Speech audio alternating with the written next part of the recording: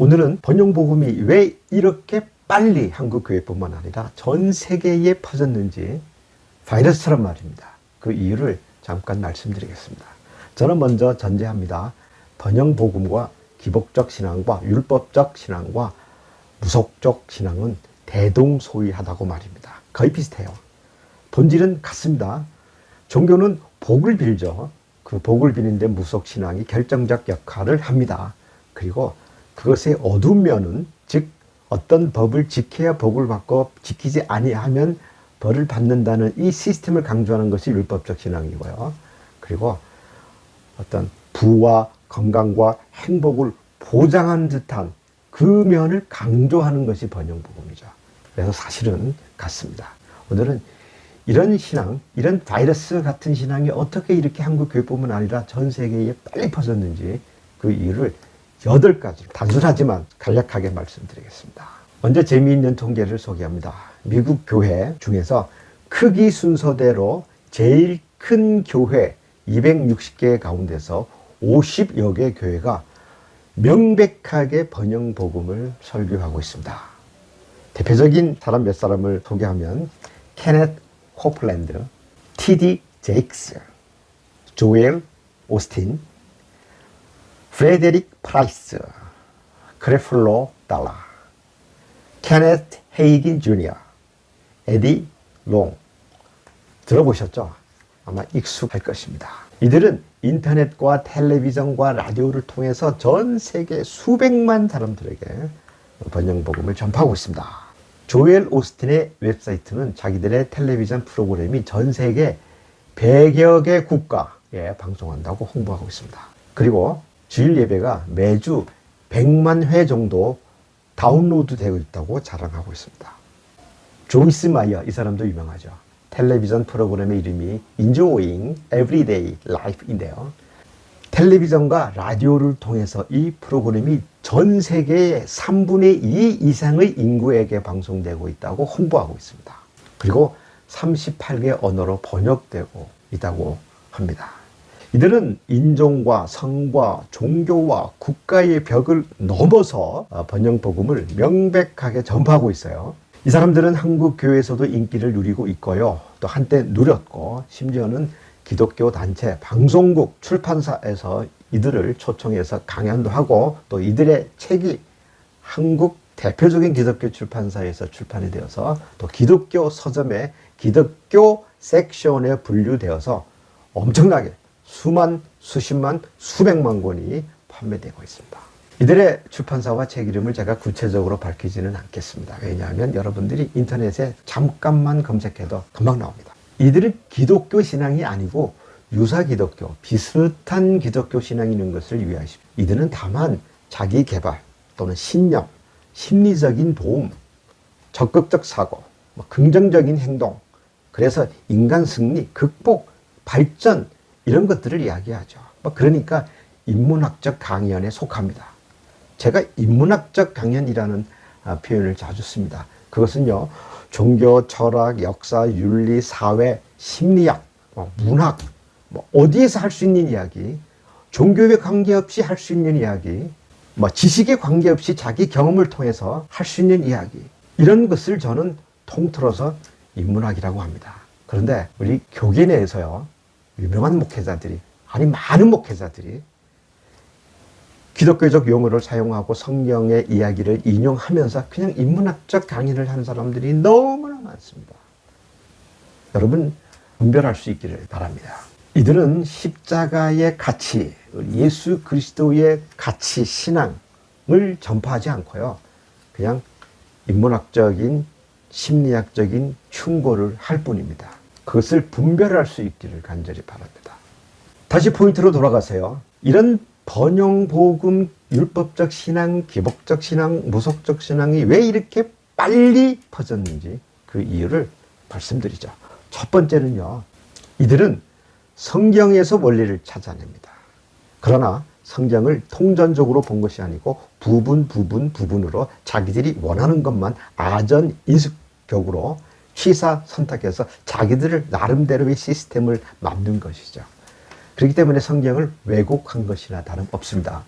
대부분의 사이비 신앙 이단 종교들이 성경을 사용하지 않습니까? 그렇기 때문에 성경을 사용한다고 해서 다 성경적 신앙이라고 생각하면 안 됩니다. 그리고 우리가 총회나 또는 기관이 공식적으로 이단 또는 사이비로 규정한 단체나 사람은 우리가 경계합니다. 그런데 더 위험한 것은요, 우리 교회 안에 있는 비슷한 사람들이, 비슷하게 예수 그리스도 이름으로 번영 복음을 전파하는 사람들, 이들이 더 위험하다는 것을 우리가 명심해야 되겠죠. 이들은 성경을 주관적으로 해석하고요. 또 어떤 사람들은 아주 알레고리컬하게, 비유적으로, 은유적으로 해석합니다. 또 성경 본문의 문맥과 관계없이, 그리고 성경 전체에서 이야기하는 것과 관계없이, 그리고 제가 항상 말씀드리지만 갈라디아서와 로마서에서 이야기하는 하나님의 의, 오직 은혜로 그리스도 중심의 성경 해석, 이것을 무시한 채 또는 강박한 채 그냥 주관적으로 성경을 해석해서 자기 나름대로 시스템을 만드는 것. 그렇기 때문에 보통 사람들이 따라갑니다. 그게 성경적인 줄 알고 따라가죠. 이게 위험하다는 것입니다. 두 번째 이유는 이런 거짓 신앙들은 인간의 자연적 본능에 호소하고 있습니다. 우리는 본능적으로 성공하고 싶어, 건강하고 싶어, 마음의 평화를 누리고 싶습니다. 이것은 인간뿐만 아니라 모든 생명, 동물과 식물에게도 적용됩니다. 부하고 싶고 강하고 싶고 안전을 추구합니다. 문제는 바로 이런 본능에 호소할 때 사람들이 잘 넘어집니다. 이 본능 자체가 잘못된 거 아닙니다. 건강하고 싶고 잘 살고 싶고 강하고 싶고 영향력을 갖고 싶은 것은 자연적 본능이고 욕구이기 때문에 그 자체가 죄가 아닙니다. 그러나 그것을 얻기 위한 수단으로 하나님과 예수 그리스도를 사용할 때 그것이 문제라는 것이죠. 하나님과 예수님을 믿으면 이런 자연적 욕구가 성취되고 하나님을 믿지 아니하면 약해지거나 가난해지거나 불행해진다고 얘기하는 것, 이것 자체가 문제라는 것이죠. 세 번째는 이와 비슷한데요. 번영복음은 약속하는 것은 많은데 책임은 적습니다. 한마디로 값싼 은혜를 이야기하는 것이죠. 그래서 마치 예수님을 스스로 돕는 자들을 돕는 분으로 묘사하죠. 이거 완전히 심리적인 이야기 아닙니까? 하나님과 우리의 깨어진 관계, 이 깨어진 관계에 대해서 예수님께서 화목제물이 되셨다는 것은 강조하지 않은 채 오직 하나님과 예수님은 우리의 부와 건강과 행복을 보장해 주는 분으로 그리고 있는 것이죠. 그 측면을 강조합니다. 그 대신 우리에게 요구하는 것은 별로 없어요. 요구하는 것은 간단히 몇 개 있습니다. 율법적 신앙에서는 몇 가지 중요한 율법 몇 개를 강조하고요. 이 번영복음에서는 긍정적인 생각, 믿음, 말, 이런 몇 가지를, 그렇지만 희생과 봉사와 이 십자가적 죽음과 자기를 부인하는 이런 진짜 중요한 예수 그리스도의 가치는 요구하지 않아요. 목표 자체가 잘 사는 것이기 때문에 그 잘 사는 것과 부합되지 않는 것은 요구하지 않아요. 그래서 값싼 은혜를 가르치고 있다는 것이죠. 우리가 예수 그리스도를 믿는 것은 예수 그리스도를 더 많이 알아가고 하나님을 더 많이 알아가면서 어떻게 하면 예수 그리스도의 성품을 닮아갈까? 어떻게 하면 예수 그리스도의 가신 길을 나도 따라 걸을 수 있을까? 그래서 십자가를 어떻게 질 수 있는가? 그래서 어떻게 예수 그리스도와 하나가 될 수 있는가? 이것을 추구하는 것이 진정한 우리 그리스도의 길입니다. 제자의 길이고요. 그러나 번영복음에서는 이런 것을 강조하지 않아요. 그래서 값싼 은혜를 가르친다고 얘기하는 것입니다. 네 번째, 이런 번영복음을 가르치는 사람들은요, 그 교회도 마찬가지인데 아주 화려합니다. 매력적입니다. 그 스타일과 태도가 아주 호감이 갑니다. 현대적이거나 세련되거나 인테리어나 이런 외장과 방법을 아주 잘 꾸밉니다. 그리고 교회에 온갖 좋은 호감이 가는 프로그램, 커리큘럼, 이벤트 등등이 많습니다. 그래서 목사가 엔터테이너가 되기도 하고요. 교회는 문화적 공연의 센터가 되기도 하고요. 또는 오락과 여러 가지 문화가 섞여 있는, 한마디로 자본주의적 여러 가지, 상업주의적 여러 가지 요소가 섞여 있는, 그렇지만 스타일이 멋있는 그런 모습입니다. 그렇기 때문에 사람들에게 매력적이죠. 그래서 사람들이 그쪽으로 많이 갑니다.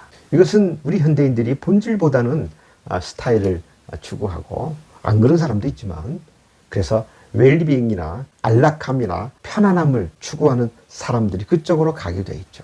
다섯 번째는 이 번영복음이나 율법적 신앙이나 기복적 신앙이나 이 무속적 신앙을 가르치는 사람들은 성경의 이해가 부족합니다.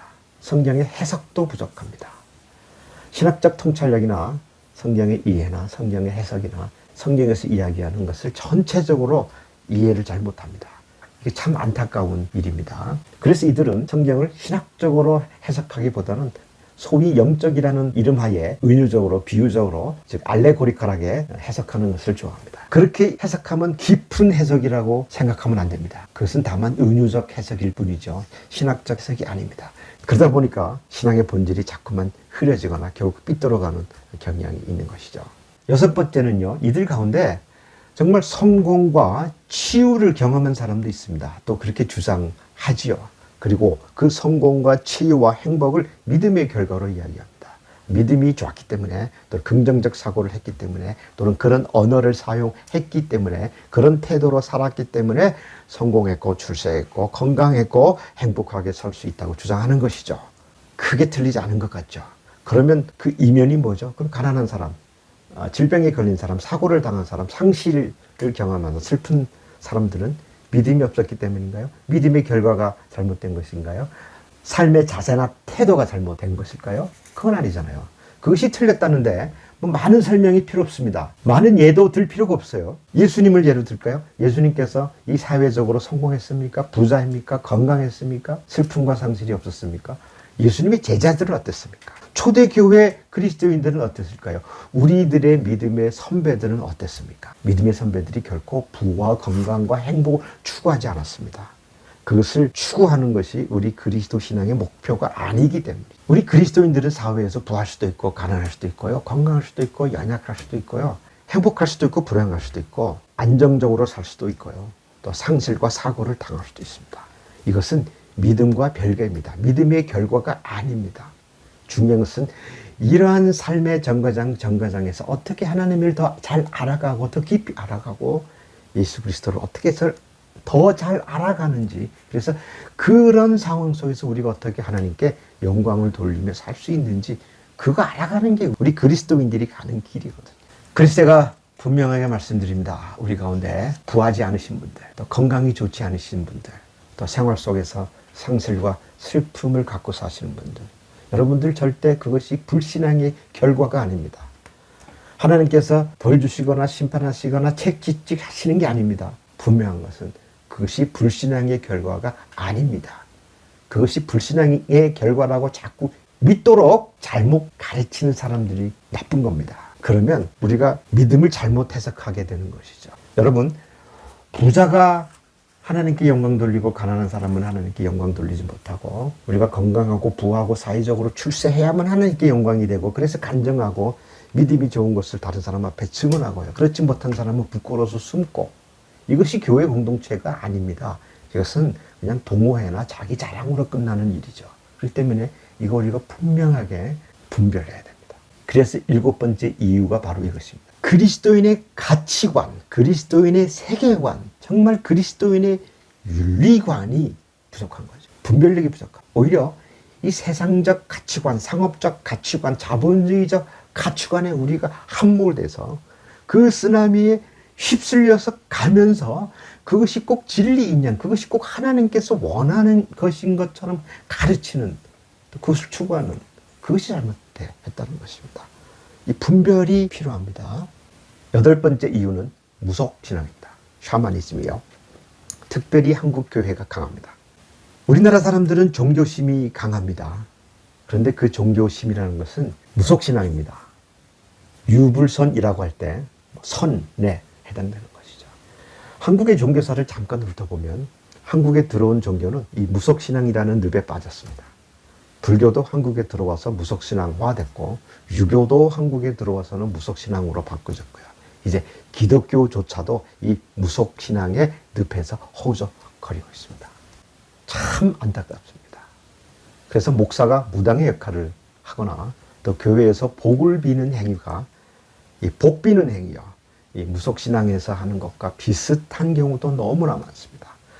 어떤 관행이나 관습이나 어떤 형태도 그렇지만 심성, 그 기도에 대한 이해, 그 기도를 어떻게 하고 어떻게 이해하고 기도를 어떻게 받아들이냐, 그 기도의 개념에 있어서도 무속신앙과 굉장히 겹칩니다. 한 가지 예를 들어볼까요? 나중에 기도에 대해서 다시 한번 자세히 말씀드리겠지만, 지금은 우리가 무속신앙과 연결해서 한국교회에 깊이 뿌리 내리고 있는 이 기복적 신앙에 무속신앙이 섞여 있는 거, 이것을 한번 간단히 말씀드리죠. 우리가 기도하면 복받는다, 이런 말을 많이 하는데 이 표현 정말로 조심해서 사용해야 됩니다. 이 말은요, 모든 종교가 다 사용하는데 특별히 한국 교회가 많이 사용하지만 한국 사람들이 역사 속에서, 문화 속에서 많이 사용합니다. 우리가 복이라는 이 단어가 얼마나 많이 사용되고 있습니까? 그만큼 우리가 복을 사모하고 복을 구합니다. 복 구하는 것도 우리의 자연적 본능이라고 받아들이죠. 우리 그리스도인들이 조심해야 될 표현이 있습니다. 사실 많이 사용하죠. 누가 기도해서 복 받았다, 또는 누구누구가 대신 기도해서 복 받았다. 근데 그 복은 대부분 사회적으로 출세했거나 성공했거나 합격했거나 돈을 벌었거나 아니면 병에서 나았거나 행복하게 살거나 이 행복한 조건이 갖춰지면 복을 받았다. 그런데 기도해서 복 받았다라고 말하는 거죠. 크게 잘못된 거 없는 것 같아요. 그러면 그 이면에, 그럼 성공하지 않은 사람은 기도하지 않았기 때문입니까? 불합격한 사람은 기도하지 않았기 때문입니까? 건강을 잃은 사람, 사고를 당한 사람, 상실과 슬픔을 겪은 사람들이 기도하지 않았기 때문일까요? 그렇지 않거든요. 그래서 조심해야 한다는 거죠. 또 부모의 기도 또는 어머니의 기도 강조하는 분들이 있습니다. 당연하죠. 어머니는 당연히 자신들을 위하여, 당연하죠. 어머니는, 이 세상의 모든 어머니는 자식을 위하여 희생하며 기도합니다. 종교에 관계없이, 인종과 문화에 관계없이 말입니다. 사람뿐만 아니라 동물과 식물도 마찬가지입니다. 정말 희생적으로 지키려고 보호하려고 애쓰는 것이 부모입니다. 특별히 어머니입니다. 어머니의 기도는 당연합니다. 그런데 어머니의 기도 때문에 복받았다, 그러면요, 자연스러운 표현입니다. 우리가 일반적으로 쓸 수 있고요. 근데 다시 한번 생각해 보십시다. 그럼 어머니가 없는 분들은, 또는 어머니가 크리스찬이 아닌 분들은, 그리고 자기 가족 중에서 처음 예수 그리스도를 믿는 분들은 어머니 기도를 받지 못하죠. 그럼 그들은 복을 못 받는 겁니까? 덜 받는 겁니까? 부족합니까? 그게 아니죠. 우리 진지하게 생각해야 됩니다.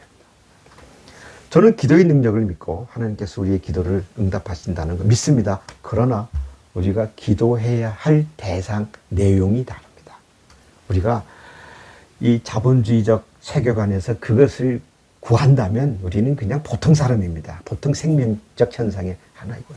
우리가 그리스도인이 기도를 한다는 것은 하나님의 나라가 임하고 하나님의 뜻이 임하고 하나님께서 영광 받는 것을 위하여 기도를 해야 돼요. 우리의 기도는 무엇이죠? 주께서 가르치신 거죠. 하나님께 영광 돌리고 하나님의 나라가 임하고 하나님의 뜻이 이루어지도록 기도하라. 이것이 우리의 기도 아닙니까? 결코 우리가 이 세상적 복을 기도하는 것이 아닙니다. 그것은 정말 이 세상의 모든 사람이 하는 기도거든요. 그런데요, 우리가 잘 살기 위해서 기도할 수 있죠. 기본적인 욕구니까요. 그렇지만 결과는 하나님께서 결정하십니다. 우리가 기도했기 때문에 복 받은 게 아니고요. 우리는 가장 큰 복을 이미 받은 사람들 아닙니까? 우리가 하나님과의 관계가 회복되었다는 것, 예수 그리스도 때문에 우리가 하나님의 자녀로서 하나님을 아버지라고 부를 수 있는 관계가 되었다는 것, 이것이야말로 얼마나 큰, 얼마나 완전한 복입니까? 그러니 우리 그리스도인의 기도는요, 우리가 복을 받았으니 이제는 어떻게 그리스도인으로 살아야 할까? 우리가 하나님의 은혜를 받았으니 어떻게 하나님의 뜻을 이루기 위하여 살아야 할까? 그것을 기도해야죠. 그렇지 않습니까? 그것이 그리스도인의 윤리고 그리스도인의 책임이고 응답이고 기도인 것입니다. 우리가 단지 복을 빌다면 이 복도, 이 세상의 복이요, 부자가 되고 건강하게 되고 성공하고 출세하고 합격하게 되고 우리가 행복하게 되고 치유받고 회복되고 내 자신이 치유되고 내 자신이 회복되고 내 자신이 웰빙 되고 내 자신이 잘 되는 거, 초점을 나에게 맞춰서 내가 잘 살고 내가 자꾸 관심을 나에게 돌린다면 이것은 주께서 원하시는 기도가 아니죠. 그래서 이런 기도가 기독교적 기도가 아니라는 겁니다. 이것은 성경적 기도가 아니라는 것입니다. 우리는 부하나 빈하나 강하나 약하나 남자나 여자나 주인이나 종이나 우리가 뭐 하든지 직업이 뭐든지 사회적으로 어떤 지위에서 살든지 우리가 재정적인 능력과 위치가 어떠하든지 상관없습니다. 더 중요한 것은 우리가 어떻게 하나님 앞에서 신실하게 사는가, 하나님의 거룩함을 이루는가? 어떻게 하면 그리스도인으로 살 수 있는가? 그게 더 중요합니다. 여러분 전도 열심히 하시죠. 요즘 코로나 때문에 참 많은 어려움을 겪고 계시죠. 그렇다고 우리가 열심히 전도합니다. 교회 성장과 부흥을 위해서 애쓰십니다. 그런데 작은 교회의 목표가 큰 교회라면 그건 아니지 않습니까? 우리가 기도하고 전도합니다. 그러나 전도에서 번영복음의 제자를 가르치면 어떻게 합니까? 우리가 열심히 전도하고 전파합니다. 선교합니다. 그런데 그리스도인으로서 십자가적 가치를 갖고 살라고 전하는 것이 아니라 그냥 이 세상적 가치를 갖고 살도록 전한다면 그게 무슨 소용이 있겠습니까? 요약합니다. 결론적으로 신학이 부족합니다. 성경 이해가 부족합니다. 오늘은 8가지 이유를 아주 짤막하게 간략하게 말씀드렸습니다. 이것을 점점 더 구체적으로 우리 말씀 나누도록 하죠. 궁금한 것이 있으면 언제든지 댓글로 남겨주시고요. 저에게 개인적으로 연락하셔도 되고 또 제가 여기 속초 현대수 콘도에 항상 있습니다. 오셔도 됩니다. 그리고 저하고 깊이 대화해도 되고요. 혼자 오셔도 되고 그룹으로 오셔도 됩니다. 그래서 여러분들이 이런 운동에 동참하기를 바랍니다. 이렇게 교회의 본질을 찾는 운동에 동참할 수 있기를 바랍니다. 다음 시간에는 이런 번영 복음의 역사에 관해서 또 말씀드리겠습니다. 다음 만날 때까지 하나님의 은혜가 함께 계시기를 바랍니다.